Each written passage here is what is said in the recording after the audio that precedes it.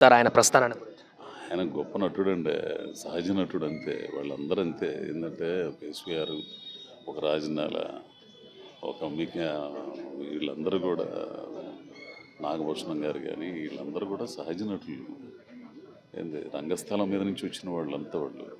ఆ రంగస్థలం మీద నుంచి వచ్చిన వాళ్ళకి ఆ సహజత్వం, జనంతో అనుబంధం ఏంది అన్నీ తెలుసు, అవగాహన తెలుసు కాబట్టి వాళ్ళు నిలబడగలుగుతున్నారు.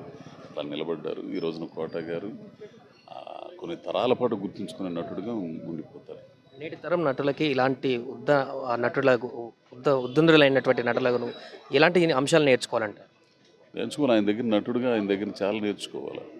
పాత్ర కనిపించాలి కానీ మనిషి కనిపించకూడదు. కోట గారు కనపడరు, పాత్ర కనపడుద్ది. అది అది మెయిన్ నేర్చుకోవాలి డిక్షనరీ. మీకు ఆయనతో ఉన్నటువంటి అనుబంధం ఎలాంటిది? నాకు 3 సినిమాలు చేసింది ఆయనతో, కానీ నా ఆరాధ్యుడు అంతే. నా నటనలో నాకు ఆరాధ్యుడు అంతే. ఆయన మెచ్చుకోగలిగినంత నటుడైతే చాలనుకునేవాడిని. ఆయనే పిలిచి సెలవు కప్పి ఈ మధ్యలో ఏమైనా మాట్లాడారా అనారోగ్య సమస్యలు? 6 నెలల క్రితం పిలిపించాడు. తనే పిలిపించాడు. పిలిపించి "ఏరా బాగున్నావా ఏందని" చెప్పి, నన్ను నేను చూసుకుంటున్నట్టుందిరా నిన్ను చూస్తుంటే అన్నాను. అంతకంటే ఏం కావాల్సిన అని చెప్పి ఆయన శాలువ కప్పి, నేను ఎవడికి శాలువలు కప్పనురా, నీకు ఒక్కడికి కప్పుతున్నాను, మళ్ళీ ఎప్పుడు వస్తావు అని అన్నాడు. తొందరలో వస్తానయ్యా అన్నాను. ఇదిగో దీనికి వచ్చారు.